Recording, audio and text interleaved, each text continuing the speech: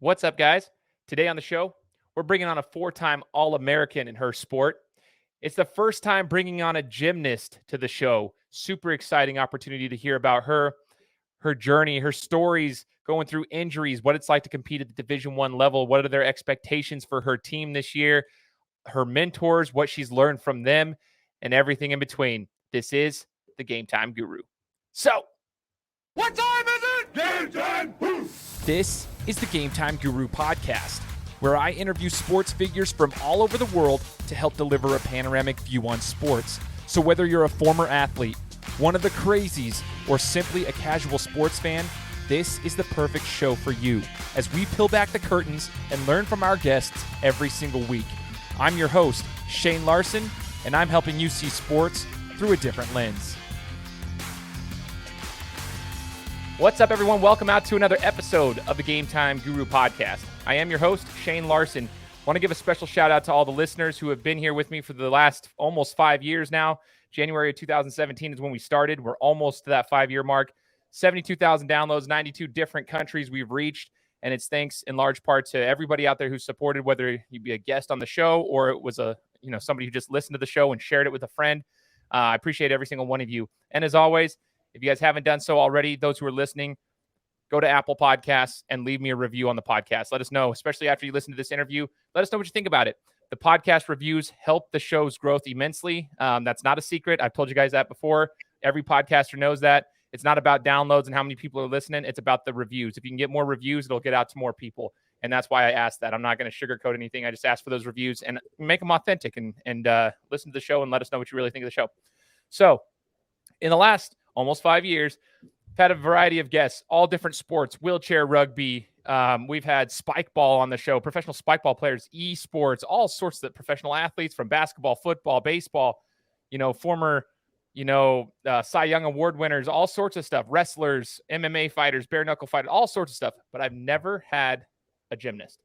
And that is why I am so excited for this episode. This is going to be fantastic. And today we're going to be talking to a gymnast out of the University of Utah and getting to know her a little bit more about her story and kind of what she's got going on the side as well. Her name is Sydney Soloski.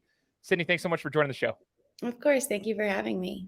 Absolutely. So you, good old Salt Lake City, Utah. That's where most of my family actually resides anyway. So I'm pretty familiar with the area there. I'm in Boise, Idaho, but very familiar with the area down there.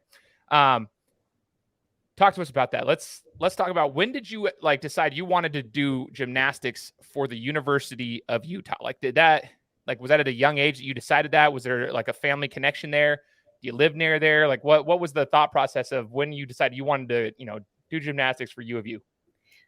So I'm a Canadian. So I was born and raised in Calgary, Alberta, which is above Montana, for those that don't really know geography of Canada. And I was an elite gymnast back home for pretty much just since I was 5 years old. And, college gymnastics was always kind of that next step after you were done with your elite career. And my coach at the time knew the head coach at Utah, and he was like, would you be interested? And I had no idea Utah was even really a state. I had no idea what college gymnastics entailed. I didn't know what Utah even had to offer me.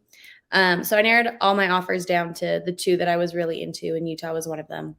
And as soon as I came on my visit here, I just fell in love with not only the university, but I really liked Salt Lake and the Utah area. So I was in 9th grade. So I think I was 14 or 15 when I committed here. And then I just stuck with it.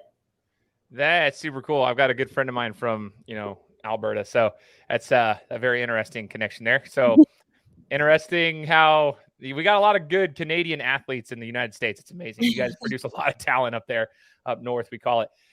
Okay. So you mentioned 5 years old. Let's unpack that for a second. 5 years old is kind of when you started getting into gymnastics. Did I hear that correctly?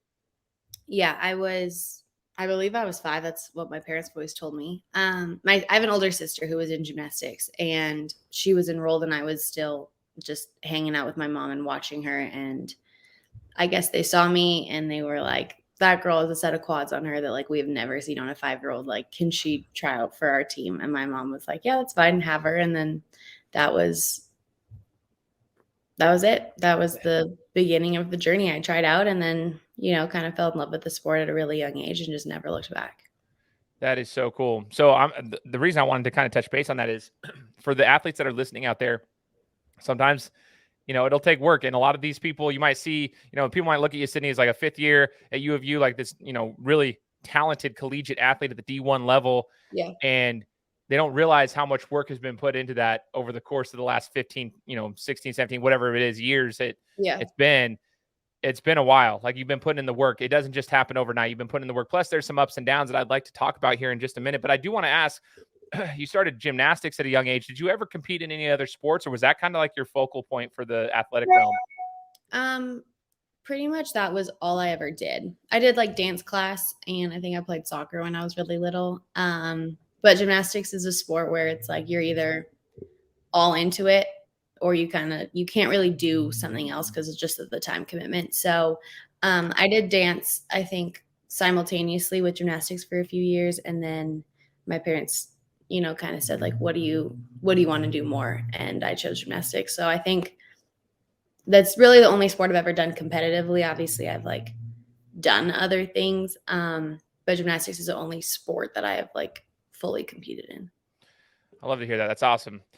So as you're getting older, one of the things with, like, I guess you could say traditional sports, I don't know, like the main sports that people know of in the world, gymnastics is one of those. It's very well known around the world. But I'm talking, I mean, let's just say like football, basketball, baseball, whatever, like volleyball. These ones, like, strength and conditioning training is essential for those types of sports, and that's a focal point in a lot of high schools, at least in the United States. Yeah. I'm curious, what is the strength and conditioning routine for a gymnast such as yourself, even at the collegiate level? Like, do you guys work on any of those, like strength training and all the stuff that those other athletes do, or is it mental focus? Like, what is it that you guys do in a typical practice? Do you focus on that at all? Yeah. So we practice, elite gymnastics and college gymnastics kind of have a different, I'm going to call it, mentality when it comes to strength and conditioning.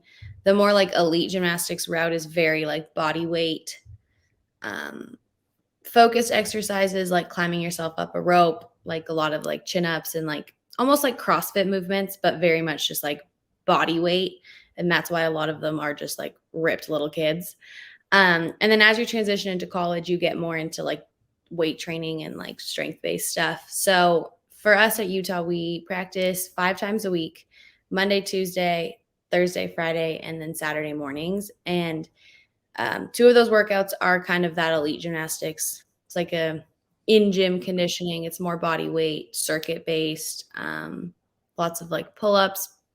It's a lot of upper body, but then a lot of like plyometrics for your legs, because you want to keep your legs not only strong but really quick, but you need to have a really strong upper body to like be able to do gymnastics. And then we go to the weight room twice a week to do, like a full strength-based workout. So whether that's like power, completely strength-based, like depending on what you kind of lack is what you train more. So we have like almost split programs for some of the girls. So our strength coach is amazing, and he's very like detail oriented with what you do in the gym and how that needs to translate to the weight room. And then Saturday mornings we do typically like a cardio, like a high intensity cardio workout, just because we don't need to be able to do anything for a super long period of time. It's just how much exertion can you do for a minute and a half, and that's pretty much it. That's so cool. That's actually cool. And it's cool to hear that, because it's like a hybrid split. Like, it's adjusted, well for what you guys need, obviously, like what your sport specific training is needed. It's awesome to hear that, which is probably why you guys are one of the top programs around. It's cool to just see how they've adjusted that. And I'm sure there's other programs that do it differently, but I'm sure it's across the board. As you get into that elite level of Division I gymnastics, like anything, they're going to be pretty focused on that. It's cool. Now, as I was reading your story prior to the interview, there was something about injuries that you had sustained throughout the duration of your career and how those affected you. The reason I wanted to bring this up is because personally, I've dealt with that myself. I actually watched your YouTube channel. So shout out to your YouTube channel. I'm going to have you like link that here if you want to share that here later, just to let people know. But I went to your YouTube channel and I was listening about your nose. That was like the pinned video on there. And I was like, dang, dude, I got my nose shattered when I was little, being stupid, getting in a fight when I was younger in high school. Anyways, that's beyond the point. And then in boxing, it never really helped it. So my whole nose is crooked. And I remember you saying like my nose is crooked. Like I had gotten surgery on it, redone and everything, but it's still like to this day, it's crooked. It never fixed perfectly. And so I sit there with this, weird nose. So I just thought it was interesting. I kind of related in a sense. And then having gone through surgery for my shoulder in recent years, like 5 years ago, and like not just the physical effect that it had on me, but the mental effect that it had on me as like depression, anxiety kicks in as I gained weight and all sorts of things happened in my life that were just like a byproduct of that. So I want to talk about this because a lot of athletes don't realize. They'll see professional athletes like, oh, so-and-so tore his MCL and he's a professional football player. And then you kind of just like, oh, they could just get better and it's good. But they don't see what's going on behind the scenes when they're having to deal with all that. And I think it's important for people to be aware of that. If you're going through an injury, there's a lot of athletes that I coach that they're going through injuries right now and surgeries, and they have to wait out a little while they rehab. So let's talk about your injury history and how it affected you and how you were able to overcome those types of things, starting with whatever injury you want to talk about. But I do remember reading something about you breaking your foot. Yes, the foot was really hard because the timing of it was really unfortunate. It was kind of going into the Olympic cycle in which I would have had my best chance, which was 2016 Olympics. So it was I think it was 20. So it would have been 2015. Around April, we were about to leave for our nationals. So, where you would qualify to then, kind of keep going for the Olympic route. And I was doing a beam dismount and just took off really wrong and broke my second, third, and fourth metatarsal in my left foot. Okay. Crap happens, shit happens. Moved on, healed, did all the rehab. Sucked, but it was like, it wasn't the end of the world because there was still time. And then I went to the World Championship trials, which was in Montreal at the time. And I didn't make the team, but it was kind of good for me to like get back in there and be like, okay, I can still do this. And this was shortly after I had been cleared to practice. So I got ready really, really quickly, which in hindsight probably wasn't a great idea, but, came back from that trials and first day in practice, did the exact same thing and re-broke second, third, and fourth in the same foot, exact same spot and everything. So then it was, back to the hospital. And then we had a tough decision to make of like, why did it re-break? It's not super common. Once you break a bone, it's normally stronger than the other side, but it's like, we weren't sure what was going on. So I had to go through, like bone density scans and a whole bunch of blood work to make sure that like, it wasn't not my fault, but like my body's fault. Anyway, pretty much it was just like where the stress on the bone was. So I ended up having to get 3 plates and 12 screws put in my foot, which was a lot. And that surgery was very painful. And then I ended up, as I was recovering from that, one of my tendons for my second toe got like tangled up in the scar tissue. So I was like unable to move my like second toe. And I remember being like the middle of winter in Canada. So like you have to wear boots. And every time I went to put a shoe on, it would like roll under because it had no ability to lift it. So then I had to go back into surgery to get that fixed. So the foot ended up taking about 2 surgeries to get, and now it's completely metal. I don't have any intention of ever pulling those out of my foot. But that one was hard just because the timing of it pretty much crushed any dream I had, kind of in gymnastics. And then after that point, that was a hard surgery to recover from just due to the like where it was and how gymnastics works, and pushing off your foot is really essential. And when it goes from being flexible to rigid, because now you have metal in it, that was kind of a hard adjustment. And just mentally, that one was hard because I was so just ready to like give it my all. And then every time I was ready to give it, something else happened. And then you just have to wait and be patient. And it sucked. But that's kind of the story of the foot. So, yeah, like it actually makes me wheezy, some of the stuff. But and that's brutal going through that. And you say it's tough. Is there any tips or advice that you would give to people like and that you actually utilized like during that time mentally to be able to get through that? Because you got to be patient. People don't realize being patient, that's 6 months sometimes for some people, depending on the surgery, or 9 months. It just depends just to get healed enough to even go do stuff. So in the meantime, are you taking care of your body? Are you eating right? Which I wasn't when I was hurt. Like what do you do to pass the time away when you're like limited so much? You're used to one sort of lifestyle and then you're limited and it hits you so hard mentally because you're not able to do those things. I'm just curious, Sydney, what did you do to be able to like be patient and practice that? And when you were going through the peaks and valleys of like, okay, it's good one day, it's terrible the next and all that stuff. How did you get through that? I mean, I attribute a lot of that to my family and my parents just because they were super supportive. But my advice honestly is once you get hurt, like give yourself a few days to wallow in self-pity. Like it does suck. And like sometimes you just need to like tell yourself it sucks, tell other people that it sucks, eat a burger, just kind of like take care of yourself for like, and I'm so serious, like a fraction of time, obviously not like a long duration because that'll start to have negative effects on you, but like just take a few days to just like be like, you know what? Yeah, this sucks. I'm going to like eat junk food. I'm going to eat what I want to eat. I'm going to do the things that I can't normally do. And then, that next Monday or whatever it resets, get back into like a rhythm of like, okay, I'm going to eat right. I'm going to do what I can, I'm going to do visualization or whatever that is. And for me, like going into the gym really helped. And I know some people don't necessarily like to be around able-bodied people that can do what they want to do. But for me, it was a way of being like, okay, I can stay in a routine. I'm still in the gym. And just by like watching other people do your sport, you tend to learn about your sport. So I think I use a lot of my injury to actually like understand gymnastics from more of like a coaching perspective, which has benefited me greatly moving on just because I have the ability to kind of understand more so what the coach is telling me and why they're telling me that.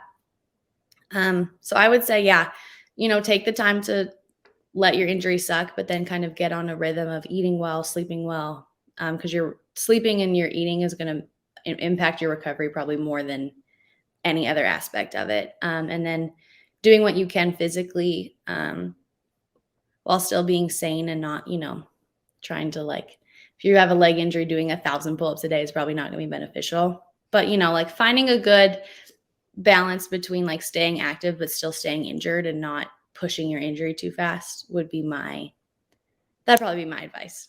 I love it. I'm going to quote that. Eat a burger. Perfect. That was fantastic. Eat a burger. What's your favorite burger joint in Salt Lake City? Have you gone to Crown Burger? I'm just curious your thoughts on Crown Burger. I haven't. I live literally across the street from it and I've never been. I know. Well, I mean, maybe that's not something you should be doing while you're competing, but like if you're truly gonna eat a burger like Crown Burger, come on now, that's what Salt Lake's famous for. That's like give it a go. So funny. Okay, so and then coming back from an injury, Sydney, when you were finally healthy, you've gotten through that, you've gotten the surgeries, you're good to go. That too can be a mental grind for people because they have a hard time like getting over that. You had broken your foot doing the same thing in the same place, and now, like you said, it was rigid, it's not flexible anymore. Like all those little things that it's in the back of your head. But I'm sure with gymnastics, a lot of it's on focus. You're doing a lot of these things that are like detail oriented with what you're doing. Sports are like that. It's funky. For anyone out there, what would your advice be on trying to get past that mental barrier now that now you're able to compete? How do you figure out like, okay, I'll be okay, like do this stuff so you're not so scared about getting re-injured again? That's a hard one because my brain operates very differently from a lot of people. I'm the kind of person that's like, okay, I'm going to acknowledge the fact that like this could happen again, or I can hurt myself again, and not necessarily live in this like false reality of like, no, you're not going to get injured again. Like you've had your fair share, because I've had my fair share and then I've still gotten injured after that type of thing. But for me, it's kind of like, all right, do you want to do this? And I was always like, yeah, I still want to do gymnastics. Okay, then I'm going to do it without the fear of all of this external things. Because as soon as you start to think about everything that could go wrong, you just paralyze yourself. And especially in gymnastics, like you can't think like that. You have to think very like one thing at a time. You can't really start to think about everything that could go wrong, because in our sport, there's so many things that could go wrong and you are in control of everything that can go wrong. You don't have an offense and a defense. Like it's not like, oh, if this guy hits me here, I can react. Like to me, that makes sense. Like you have an external force in your sport. You are in gymnastics, you are the only thing that's in control of what you're doing. And so what you repeatedly tell yourself and your mental state determines your performance more than probably your like physical ability. Gymnastics is probably, I mean, it's very physical and you have to obviously have the talent to do it because not everyone can just figure it out no matter how determined they are. But your mental focus is so, so, so important that if you start to focus on everything that could go wrong and like the fear of getting re-injured, you're just going to paralyze yourself and you're probably actually going to get hurt. So I was always just like, you know what? Yeah, it could happen again, but guess what? You've gotten hurt. You've gotten through it. You got hurt again. You got through it. What's the third one? I like that. No, that's cool. And I appreciate you being open and honest about that. You said like your brain functions differently than other people, but I'm sure there's people that have that same mentality. And that's what makes these interviews unique is because everyone's a unique person. Like they have their own stories and their own ways of getting through things. And so that's where I hope that athletes that are listening to this, coaches that are listening to this, parents that are listening to this, maybe you'll relate to this and you'll be like, oh, like, okay, I get that. Okay. And try to implement some of those things that you're teaching them, Sydney. So that's awesome. At U of U, going in, you decided to come back for a 5th year. I mean, during the pandemic, it's been a weird thing for a lot of collegiate athletes. Yeah. And you were one of them that's, obviously been impacted as a collegiate athlete and it's allowed for a 5th year for people, an additional year for a lot of athletes if they choose to do it. And you chose to come back. Talk to us about your decision of coming back for a 5th year at University of Utah. It was a no-brainer. As soon as the NCAA announced that, they were going to let, I think we're considered a winter athlete, an extra year of eligibility. And luckily I was a senior last year. So you get a guaranteed financial aid for your 5th year, which doesn't apply to all the other years that got the COVID year. I immediately called my head coach and I was like, can I, come talk to you in your office tomorrow? And I just went in there and I was like, put my name on the list, do what you need to do. Like, I want to come back. To me, it's like obviously there's so many ups and downs to college sports and, you could dwell on a lot of the negatives, but that's like maybe 5% of the experience that you have as a collegiate athlete. But 95% of it for me has been so enjoyable and I have fulfilled pretty much every dream I've ever had. I'm so grateful for this program. I love the coaches. I love the girls. I just love everything that this program stands for, and down to our fans and our donors and the people that support us behind closed doors. So to me, it was there's no reason for me not to come back. I mean, I have the rest of my life to get a job, and work a 9 to 5. I don't have this opportunity. This opportunity will never, come by me again. So I'm going to, soak it up. And everyone always tells you, college is the best 4 years of your life. So to me, I was like, let's turn 4 into 5 and just run with it.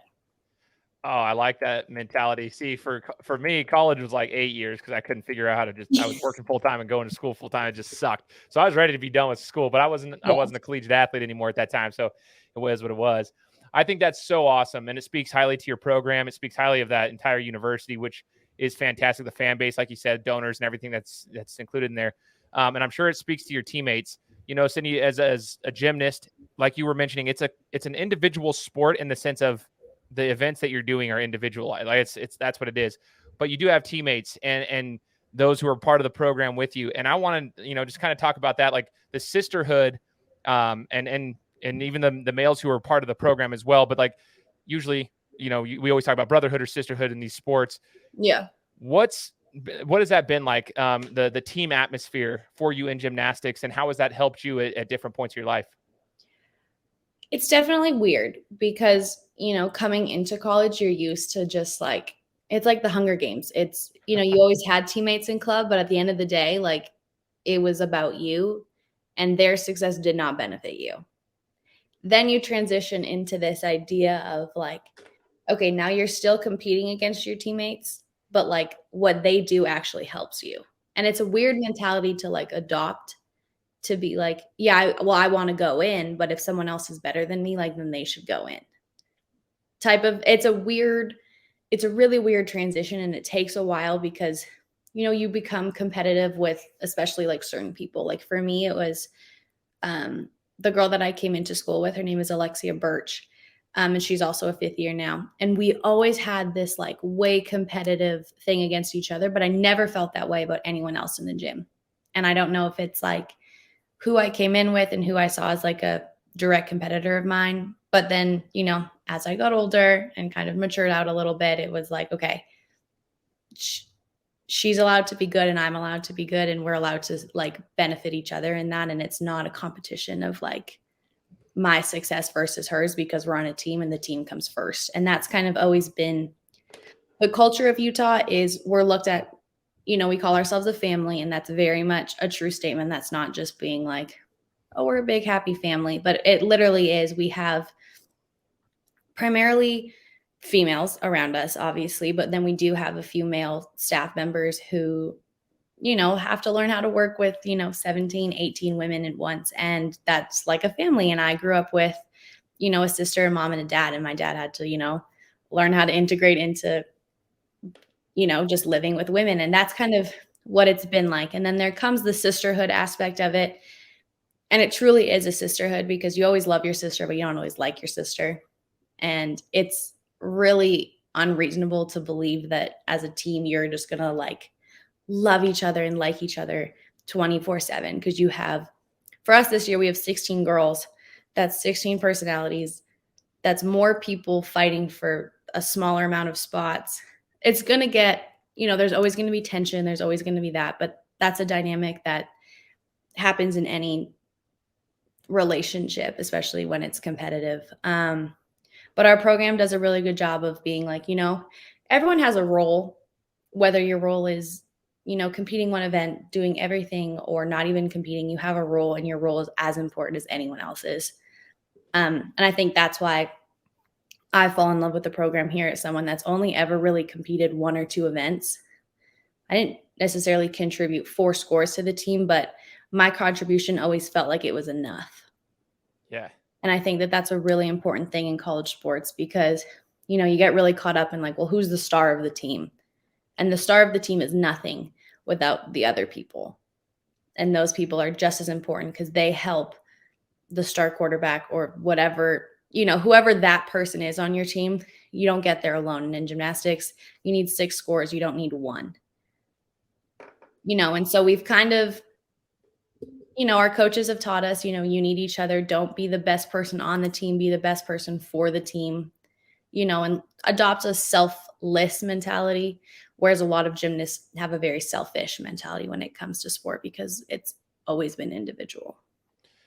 That is so good. And so like there's like 3 different golden nuggets there that I hope people will rewind and take notes. Mm-hmm. Selfless versus selfish. Like, and it is probably hard for you guys, because growing up, before you get to that level of gymnastics, it is individual. Like that's part of what it is. And so you do have to kind of be able to adjust. And for some, that's easier than others. I love the whole concept. You always love your sisters, don't always like them kind of thing. That's the reality of life. Like you said, that's relationships in life. I mean, holy cow. I got my wife and I mean, we'll bicker back and forth. We love each other, but it's, I'll be honest. Like there's times where she doesn't like me, and there's times where I'm like, okay, yeah, right, I do love you. Okay. Like we got to remind that this is how it is. Like, and I think it's cool that you're able to learn that through gymnastics. Now, Sydney, at University of Utah, up until this point, I mean, there's probably better experiences to come, obviously, but what's your favorite memory so far competing at U of U? My favorite memory was, last year, and I never thought it would be a pandemic memory. But I don't know. Are you familiar with how like the NCAA format works of gymnastics? Somewhat, but if you want to educate us, do that, because some of the listeners may not be. I figured most people probably don't. So every week you compete, and then you're ranked based off of your score, right? And it's an average of, you have to like drop your high score, drop your low score, count so many home scores versus away scores, just because the sport is so subjective. That's the only way to like kind of even out the fairness. So then once you're ranked, you go to like a regionals where it's like team 1 goes with team 4, or like, and then 2 goes with 3 or whatever. It's like kind of like a bracketed thing. It's a bracket situation. Uh-huh. So you make it out of your regionals, and then you go to NCAAs. And so NCAAs is the first day. There's 8 teams, so it's 2 sessions of 4, and then the top 2 from each session then go to what they call the final 4. So it's like, that's it. That's where your national champion is determined, is those 4. So my favorite memory it's called the Elite 8. So it was that first day of NCAAs. We started on beam, which is I think we were ranked second in the country, and I will argue we are the best team in the NCAA on beam. And we went out there and we had probably like our worst performance we could have. Like, obviously we didn't have falls, but like we just weren't firing on all cylinders. And everyone on Instagram and Twitter was like, if Utah wants to make it to the Final Four, they have to come out on beam and be incredible. And we did not do that. So then we were all like, oh gosh, like, what do you do? What do you do? So we kept going. And then we made it to our final event and we were in 4th place. And so, we look up at the scoreboard and everyone is like, you can just tell everyone's defeated. And, I just pulled everyone aside and I was like, you guys, it's not over until it's over. Like, you don't know, another team might fall apart on this event. And if we just have the mentality of we're not going to make it, maybe that's the difference. Like, we're going to fight until the end. And then that way we can say, we gave it everything we had. And if it didn't work out, it didn't work out. So we go to the last event and we were on bars and we had probably our best rotation we've ever had the entire season. And then you sit there and we were in second place at the time and 2 more teams still had to keep going. So it was just you're watching the scoreboard and making sure no one jumps you, because as soon as someone jumped you, we were eliminated. And, we sat there in the corral and just like crying. We had no idea what the result was, but it was just the idea of like, we're either about to be so happy or so sad. And we had just pushed through so much adversity through COVID, and like, it sucked. And any college athlete can tell you that like competing in front of nobody, it's awful. And it's not the reason that you do college sports. And especially for us, we normally have a fan base of 15,000 come watch us compete. And we had a meet where, our head coach asked like the janitors, and he was like, if you were in this building, I need you in the stands. Like, we need some type of motivation. And we had probably like 12 people. So it was like going from like having to push through all of that and then having to push through like not being able to have a social life. Like, we went through so much shit that people don't understand college athletes went through while still pushing towards a season that you didn't know was going to happen. So long story short, we made the Final Four, and obviously, we ended up 3rd in the country, which is incredible. But my favorite memory is that day one of just being like doing one of these and just like holding everyone's hand and just being so happy, and like everything that seemed so hard in the past few months just seemed so worth it in that moment. So I think that was by far my favorite memory at the University of Utah. So freaking cool, dude. That is such a freaking awesome story. I'm like geeking out about it, and I wasn't even there. Like, I like that. I appreciate you giving the details too, because that's what, telling the stories like that is what gets to people. Like, you can feel it. I think that's awesome.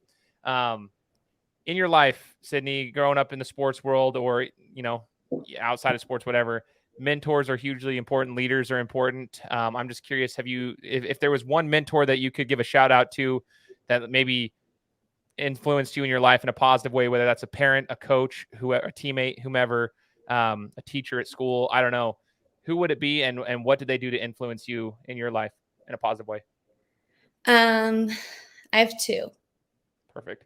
I mean, I could have a lot more. My club coach, her name is Jana Ball.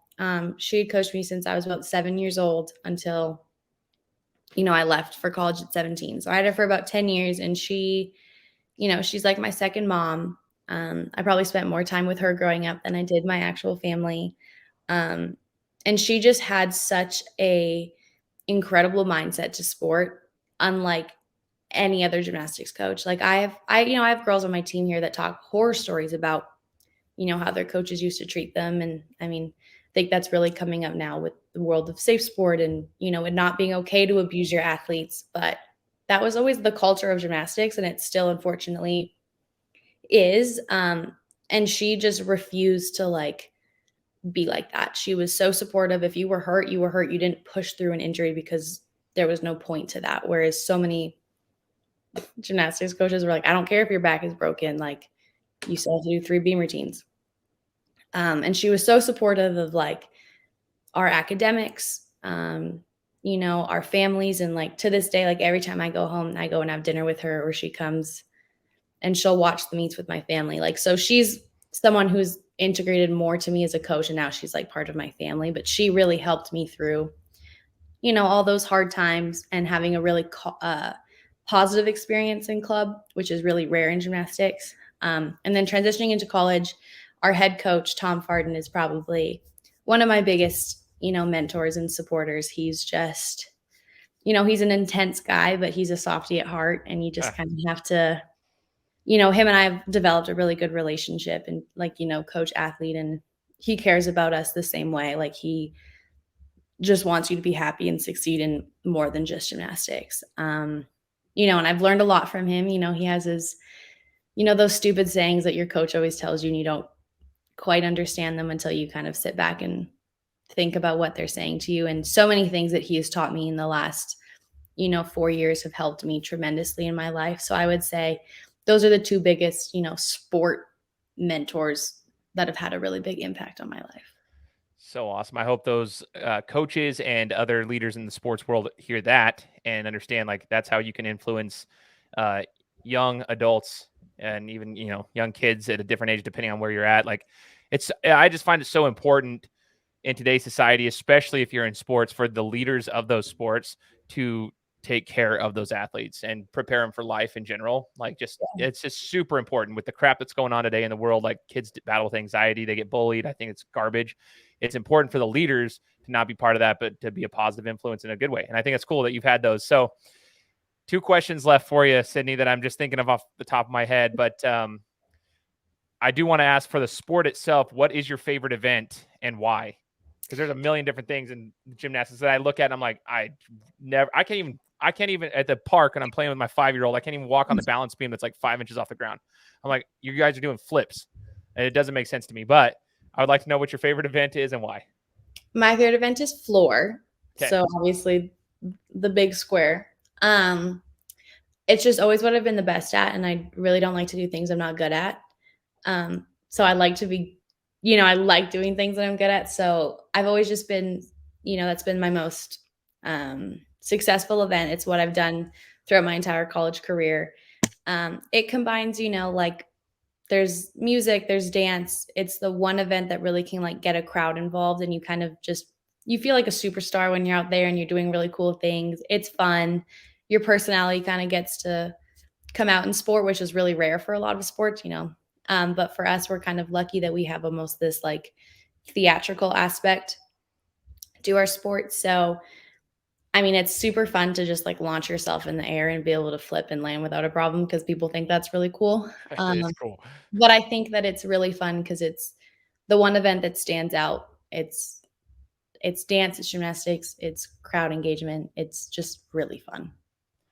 So dope. I think that's so cool. Yeah, when I watch good floor routines, I'm like, holy frick, dude. Like it's just insane. Yeah. Like gymnastics as a whole is it's a different world for me. I mean, I'm 6'2", 230. I'm not built for that. Like that's not my style, but like it is the coolest thing to watch when you guys do that kind of stuff. Now, Sydney, what's the expectations for your squad this year? And then what's your expectations after college is over? Like eventually, this has been like 5 years. Have you thought about, life after college and what you plan to do with all of your experience that you've had? And I just want to kind of know that. So the expectations for your team, and then the expectations after college. Expectation for our team is kind of, that's like a tricky question, because we all know what we want to do. Every really good team in college sports, they have the same goal. And for us, we have all of the talent, we have all the resources, we have pretty much everything we need to get there, but we're trying to, stay humble and stay hungry, and just whatever happens, because that was kind of our mentality last year, and it led us to being 3rd in the country, where everyone projected us to be like 7th or like 6th. I don't remember where we were supposed to finish, but it was not super high. So I think for us, obviously, we want to win, and we want to win a lot of things, and we want to win the big one. But we're not focusing on, April right now. We're just going to focus on, let's be the best team we can be every single weekend, no matter the opponent. And just kind of see where that takes us. But the expectation is high. We have an incredible freshman recruiting class. We have 5th-year returners. We have girls coming back from injury. We are loaded in terms of, talent on the roster. So the expectations are high, but we're just going to keep humble with them and not, get a big head because that doesn't help you. And then for after college, it's a great question. So I have my degree in finance, and then I'm currently getting my degree in marketing. So one of those two is kind of the route that I'm going to look at. I love marketing. I like the aspect of it. And I kind of think that just due to like building a brand and doing YouTube and all those things, I enjoy marketing. So that's almost something I want to do maybe on the side and then focus more on, a finance job, work at a bank or something, who knows? But, I do love the sport of gymnastics, and I want to leave it for a little bit. And, when I'm done, I want to move on, and I want to see if I actually miss the sport versus, right away out of college, maybe going into coaching or something. I want to like move on. I want to try something else. It's a new chapter of my life, and I really want to give it its opportunity to be a new chapter. And then, at some point, if I really feel like part of me is missing and I want to give back to the sport, at that point, maybe I would coach or do something on the side and just somehow be tied to it. But right out of college, I've always said I want to see what there is in the world, because we've never, as gymnasts or even as collegiate athletes, had the chance to experience what life is like without sports. And I want to give myself a fair shot at that without, telling myself, oh, no, you need to be involved. You need to be involved. And I want to miss it before I, kind of get back there. I respect that a lot. I think a lot of people forget that. And I think it's cool that you have the guts to go do that, because it's comfortable for you in a sense right now. That's been a big part of your life. Yeah. Give it a little break. Go learn things. I think that's important for a lot of people. Go learn some stuff. You've got to compete at the highest level right now, like in collegiate sports. Like that's super, super cool. And you're going to continue to do that. And yeah, go give yourself a shot at what you've, also utilized your college years for. And that's to get an education in those fields, and go test that. Go test that education elsewhere and see what you enjoy doing in life. That's part of the journey of life. I think it's super, super cool. Marketing, it's a huge thing for me too. I love, I work my full-time job at a company called ClickFunnels, one of the top marketing companies in the entire world. So check that out if you're ever interested. I love that stuff. I think it's super cool when people are building a brand. I think it's so awesome. So tell us, Sydney, where can we find you? Tell us, do you want to shout out your YouTube channel? Where can we find you for the listeners that want to follow your journey?